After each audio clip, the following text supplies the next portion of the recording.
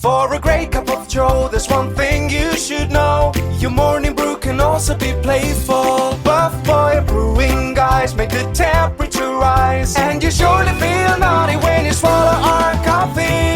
If you want some real heat, give your mouth a fine treat. You will want some more, rest assured. Buff Boy Brewing, you can't get enough of. It's time for The Scribble, your weekly fix of celebrity chats, bizarre stories in the news, and basic random chatter with best-selling author and syndicated radio host Jeremy Bradley. Make sure your seat is in the upright and locked position and your barf bag is securely in place. Here's Jeremy Bradley.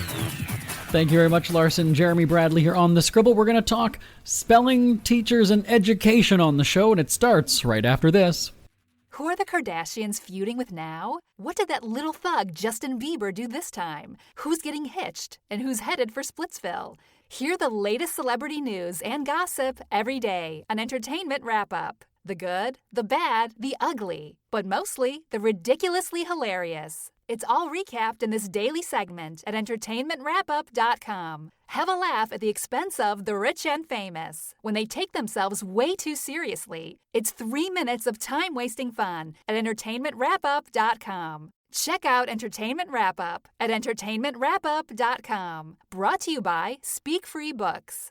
Jeremy Bradley here, back at the controls with our executive producer, Bonnie Winters. I feel like when there's controversy, we always need to bring Bonnie on to either fuel the fire or piss on it to put it out. So Bonnie's joining.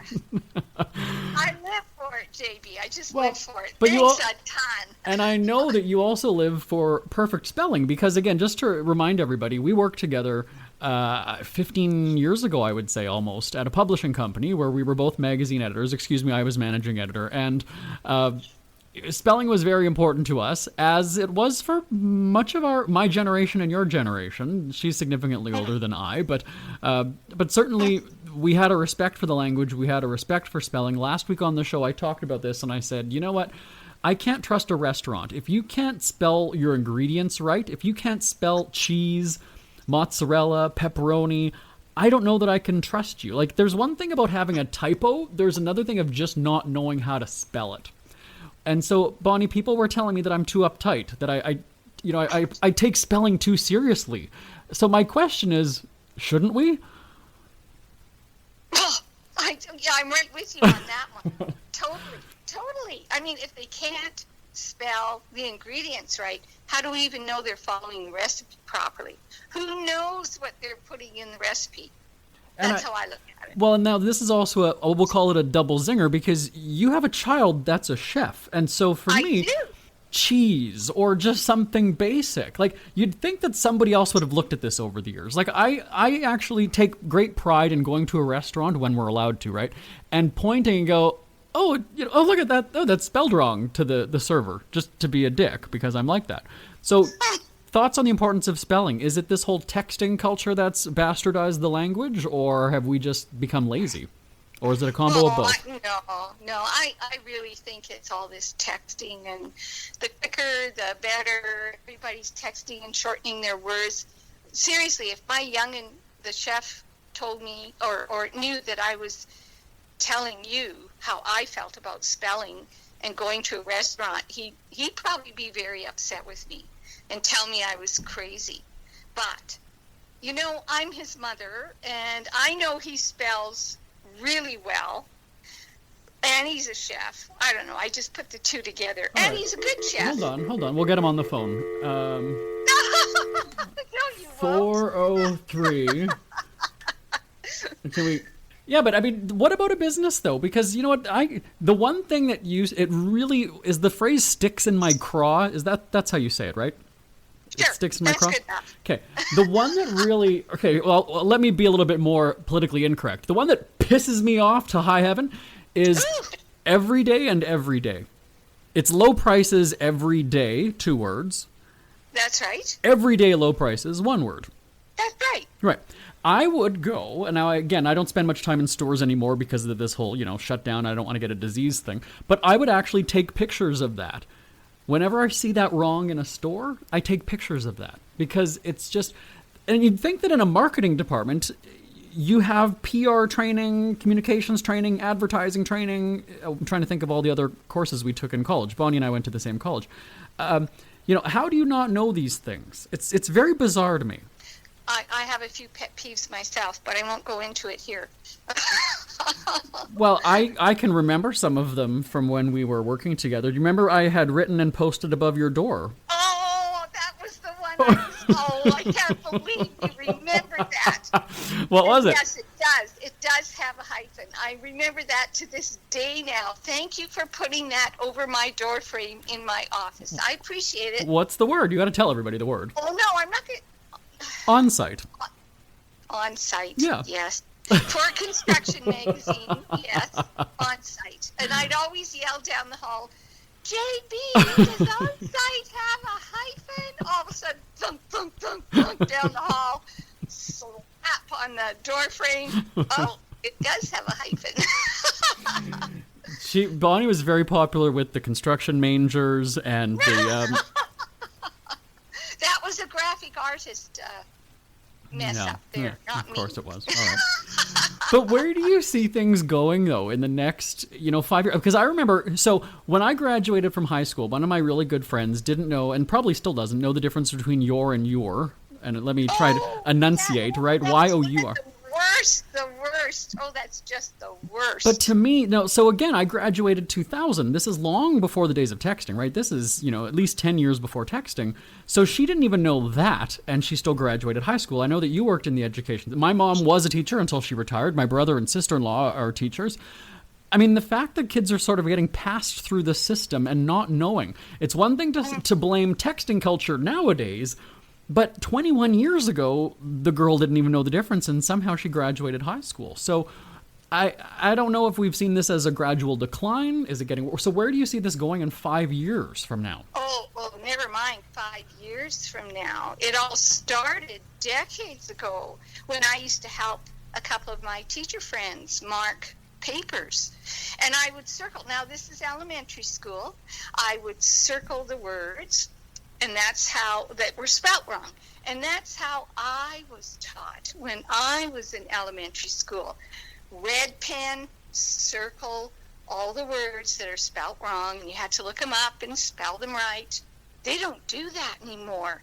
They haven't done that for years. And when I was reprimanded for marking in such a terrible fashion, they said, no, we don't have time to do that anymore. We don't mark spelling mistakes. And I thought, my gosh, we're raising a generation of kids that are never going to learn how to spell. Well, here we are. And it's crazy because I remember the big fear, and I'm assuming that your sons would relate to this because we're about the same age, was that there was just this, and you're a parent, so this is why I'm saying it this way, is that we had this fear of failing a subject. Now, when I was in elementary school, it wasn't A, B, C, D, F. It was very good, good, excellent, and satisfactory were our grade in elementary school. And if we ever got a G for good or S for satisfactory, we were like terrified of our parents, being disappointed in us and whatever. We longed for those VGs or the E for excellent. And yes. And I just remember that being such a big deal. And now I don't even know that kids care what the grades. Like, we just feared failing and having to go to summer school or being held back. Apparently that doesn't happen anymore. Right, exactly. So what do kids strive for now? That's what I'd like to know. Well, it's interesting to me because, again, in high school, and I'm not sure if I talked about this on the show last week, maybe I did, but you and I, both English like nerds, we appreciated the language, grammar, punctuation, all that stuff. In grade 8 and 9, I didn't give two shits about Shakespeare. I didn't care about any. And how often does that come up in my everyday life, 20, 25 years later? And same with yours. I mean, how often are you using Elizabethan and Shakespearean? Never. Methinks thou dost. Oh, here we go. Right. But that's the thing, though. So when I look at, but when I look at the amount of time that was spent on that, When meanwhile, I was wanting to write short stories. I was wanting to, actually use our language. We were almost sort of held back. Poetry, I guess, was maybe the closest thing we got, and I recall doing that. But, it's just sort of like, where are the priorities now? Now, I appreciate the fact that kids are learning stuff with computers and apps and entrepreneurialism, but what about the basics? Now, wait a minute. Are you saying you don't think cultural activities are important? Like Shakespeare? Well, here's the deal. If in my history class, no, let me be honest then. As a Canadian kid growing up, my history class, why did I need to learn all the state capitals of the United States? And then same thing when it comes to like math and I'm not going to say, well, I've got a calculator, I can do it. Trigonometry and all these things. I mean, how often have I used them? Now, again, maybe that's because I chose to be a writer and I was focused on that from a very early age. I didn't know, or I knew that I wanted to do that. I wasn't one of the kids who didn't know what they wanted to do.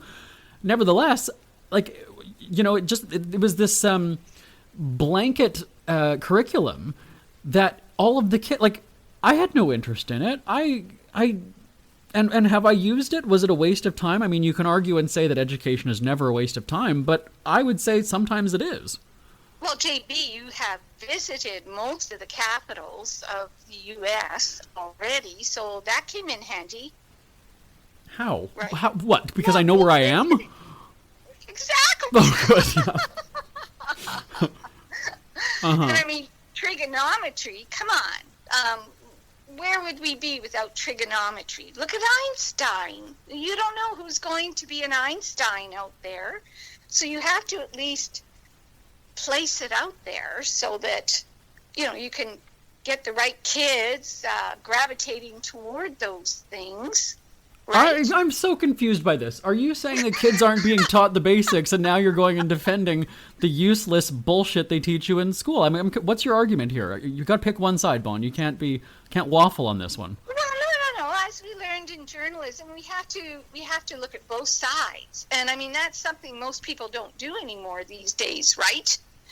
Okay, so well, then button this up then for the Shakespeare thing. You're for or against your grandkid learning about Shakespeare in junior high? Oh, I'm all for it. And what do you hope he gains from that? What's the takeaway? Well, some culture and an idea of what life back in the day. Okay, so you're going to be happy that he's more cultured than dumb and doesn't know how to spell basic words. Well, he can do that too. No. I'm just saying the focus is on Shakespeare here. Look at that. Listen to how she's turning it. Before we went on the air, everybody, she had, moderation. I wish we were recording our conversation before even going on the air. She has changed her tune, ladies and gentlemen. Can we get playback on that one? Well, I have time to think about these things once we get on air. Okay, so you're going to have a bit more time. We're going to take a break. We'll talk teachers when we come back.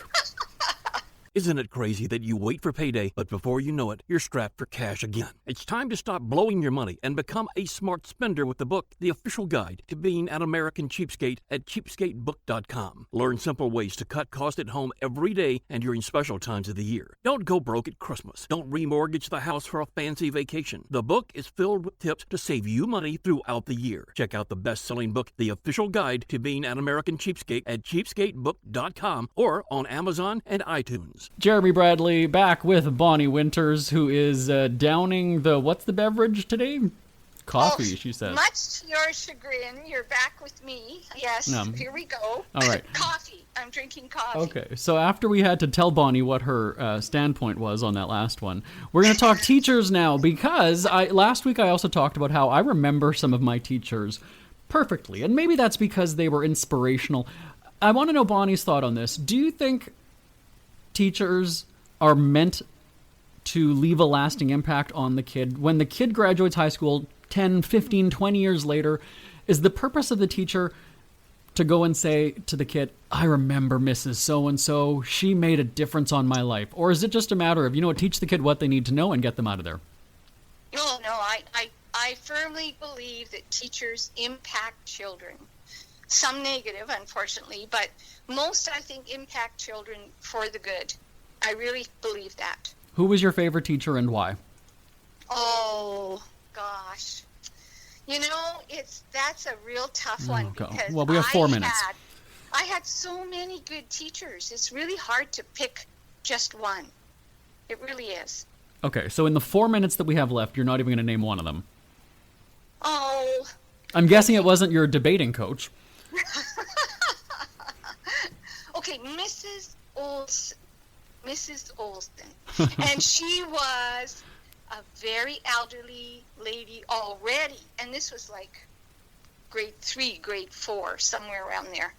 And she was amazing. She was like having grandma at the head of the class, and everybody loved her, and you knew that she loved you.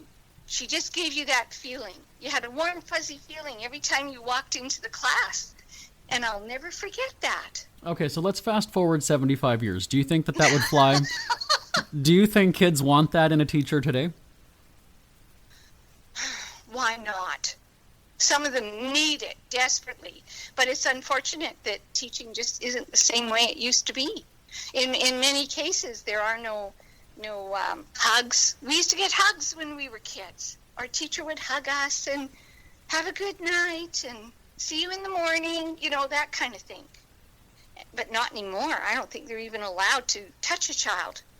Well, I mean, we've seen, what is it, Mary Kay Letourneau? Didn't she have a kid with her student? So they did some touching. See, that's unfortunate. That's really unfortunate. It really is. But what do you think? Now, it's fascinating to me because, as we know, my mom retired. She was 30 years at the same school. And I didn't realize that there were actually still some teachers there from when I was there. And my brother, who had one of the teachers for grade 2. And they made her like a scrapbook and even left notes about us and comments about remembering teaching us. I would think that when you're standing in front of a room, well, we were remarkable, is standing in front of a room of 30 kids year after year, I'm sure, yes, the teachers are going to remember the ones that are loud, obnoxious, smart. There's going to be the standouts in every class. But it's interesting, though, that we, as the students, don't have as many teachers, and it's hard for us to remember them. And now it was easy for me in elementary school because you have one teacher until, you leave the school. Junior high is when you branch out to have an English teacher, a math teacher, science, and what have you. But yeah, I couldn't honestly tell you who was my such-and-such teacher in grade 8 or my such-and-such in grade 10. There's some that I remember, but not all of them. I don't know if it's just Like you had the same teacher right through in elementary. We had a different one every grade. Yes, but what I'm saying is that one teacher we had for all year taught us everything. Taught us math, taught us English, taught us... Right? Okay.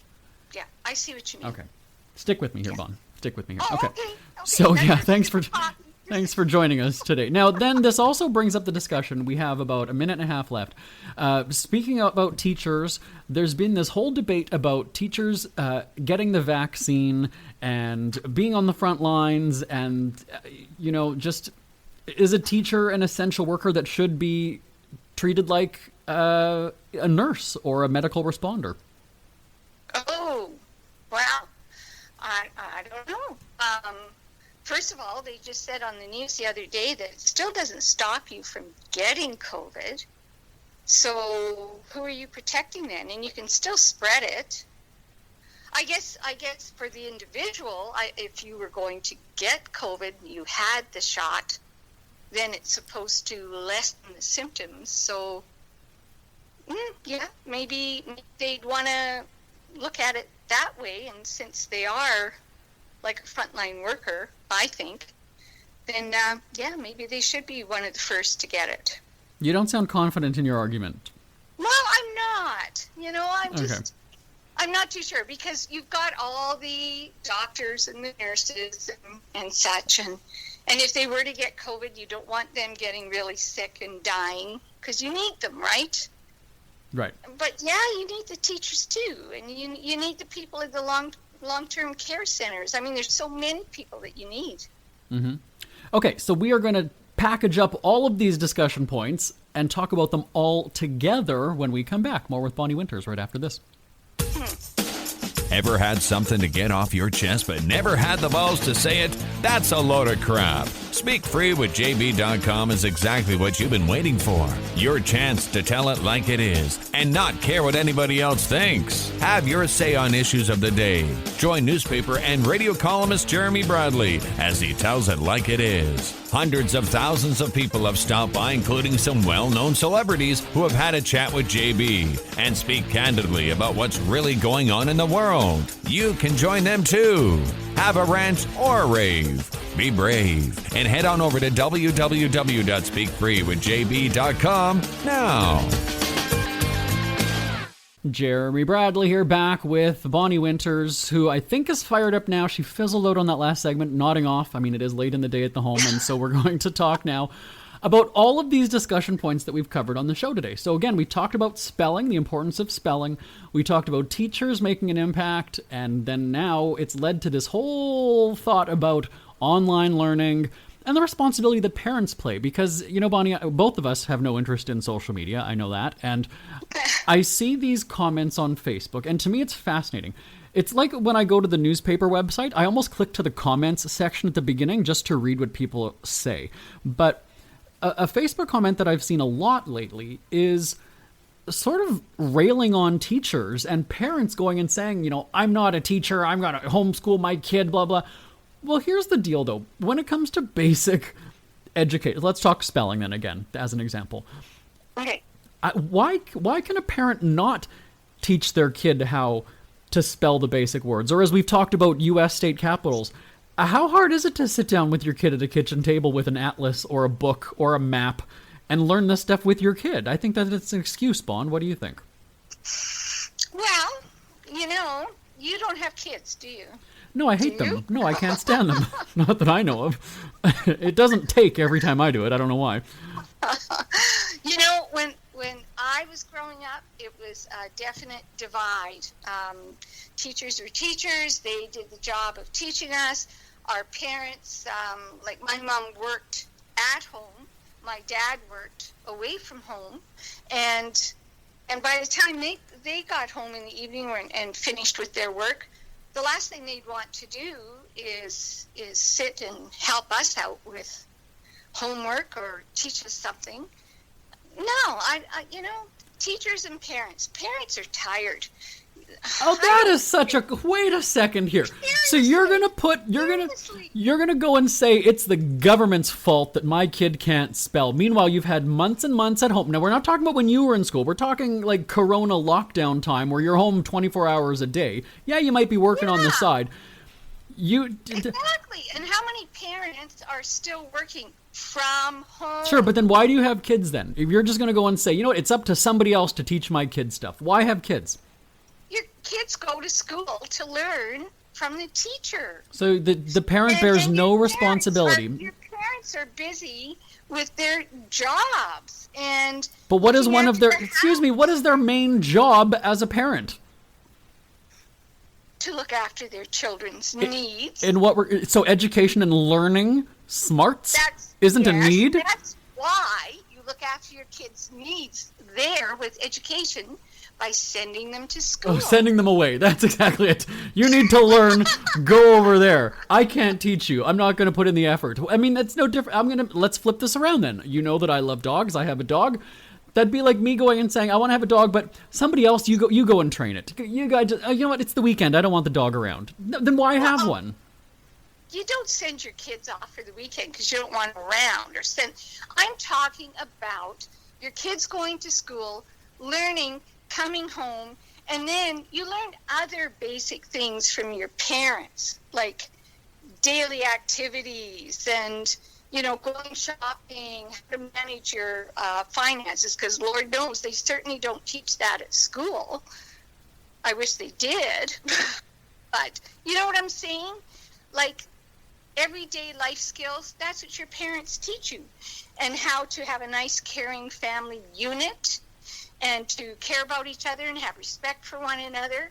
And you go to school to learn the reading, writing, and arithmetic. I love the fact that Bonnie is going to get more hate mail on this episode than me. And you can email it to live@jbonair.com, live@jbonair.com, and we'll read your emails to her next week on the show. Now, I don't think the parents need to add another cap to their already full plate. That's how I feel. What I'm saying is the parents who are going on social media and blasting the schools for being closed or the teachers for complaining about online learning, then if I'm, as a parent, am concerned, what prevents me from stepping up and saying, you know what, I will take charge and I will teach my kid? Are you going to have all that extra energy after working all day and coming home and making a meal and cleaning the house and making your kid bed? And if you have So for you, kids, for you, it's a choice between laziness and... Oh, laziness, my foot. You just said about having the energy. If you can have the energy to do things that you're interested in. Lazy. If you've been working all day and bringing in a paycheck so you can put food on the table and clothe your kids. But to brush my hands and say it's not my job to teach this kid how to spell. That's really what that's your argument. JB, it's not black and white. I'm just recapping what you've said. It is not the parents' responsible. So the parents are responsible for everything else, save for reading, writing, and arithmetic, is what you're suggesting. You know what? When my parents in the evening, we would sit, and sometimes my mom would say, "Okay, let's practice your spelling," something like that. Yes. Oh, now she suddenly has the energy and the time to do it. Okay, go ahead. I like how the story changes. But, Continue. You know, it was just a simple thing that every now and then, okay, spell this, spell that, whatever. When we used to have that kind of spelling going on. Now they don't even do that. Right? They don't have a speller. They don't sit and do spelling words and things like that much anymore, I don't think. Maybe I'm wrong. There's one thing to take a stand and protest on social media and point out the problem, but if you're not offering a solution or willing to step up and fill the void, then maybe people should just shut up. You know what? The teachers are doing the best they can. The parents are doing the best they can. The kids aren't going to fall behind, I don't think, because the kids are really good at catching up with things when the opportunity presents itself, and I don't think parents should worry right now. They should just let the kids learn what they can at school and however they can learn. The parents should just hold up their end of things and do the best they can and just let things unfold as they may. And eventually this pandemic will be gone, the kids will be fine, and they will get back on track. Send your emails to Bonnie live at jbonair.com. Live at jbonair.com. Wow, I was expecting her to hang up, you guys. I was expecting her to just disconnect at any time during that time. I was close. Yes, close. Oh, wow. Oh, good times, Bon. We had a couple more topics to get through, but we don't have time because you backtracked and Thank goodness. Oh, well, thanks. I feel for those parents out there, and I feel for the kids, and I feel for the teachers. It's a difficult time for everybody. I still think, though, to me, it's one of those things that if I can take a stand and get on my soapbox and rant on Facebook and try to rally the troops to support me, but at the same time, if I'm not doing anything to assist my own kid, I mean, who am I to then start pointing fingers and saying, you know, the government should be doing something? Hey, I can go and buy a textbook, a workbook or something and educate my own kid if it's bothering me that much. Whether I'm a parent or not, if it's no different than somebody who says, I want to get in shape. Well, you make a choice to either work out or you don't. So if you don't work out and you get fat and lazy, that's on you. You can't go and blame the sugar that you're eating or the fats that you're eating. Right. That's right. And I think those kids will bounce back no matter what. Is that your final word, Bon? It's hard to trounce anybody right now because we're all wading through this as first-timers. We've never been through this before. So no pointing fingers. It's not fair. Well, so that goes to the parents who are lashing out on Facebook and blaming the government for not educating their children during a shutdown. Well, there's so many, right? And there's we're all. And I would say that nowadays, there's absolutely no excuse for a parent to cry victim and say, because do you know how many apps? Not that I condone an app teaching your kid or a computer screen teaching your kid. But, you know, I remember watching Sesame Street with my mom and my grandma, and as stupid as this is going to sound, do you know what? I learned to spell, and I learned phrases watching Wheel of Fortune as a kid. Well, there you go. See how you bounced back? You did really well. It wasn't a matter of bouncing back. I was never set back to begin with. Oh, look at these. Now suddenly I'm a charity case in Bonnie's eyes. Yeah, funny that she calls out the best-selling author on staff, right? Okay. Anyway. Oh, yeah, I forgot about Yeah, that. That little tiny book. Kudos to you, Yeah. JB. Kudos to you. Oh, well, I've got to take one more break, and I've got to wrap it up with Bonnie Winters. Thanks for joining us and helping unleash the mob, Bonnie. We hear you chirping. Get scribbling. Tweet up the Scribble at The Scribble Show. Join the discussion with Jeremy Bradley. It's all going down right now on Twitter at The Scribble Show and at thescribbleshow.com. We're out of time. Talk to you next week. Bye for now. Want more Scribble? Check out thescribbleshow.com for past shows, celebrity interviews, cheapskate tips, and more. That's at thescribbleshow.com and on Twitter at The Scribble Show. The Scribble is a speak-free media presentation. If you want some real heat,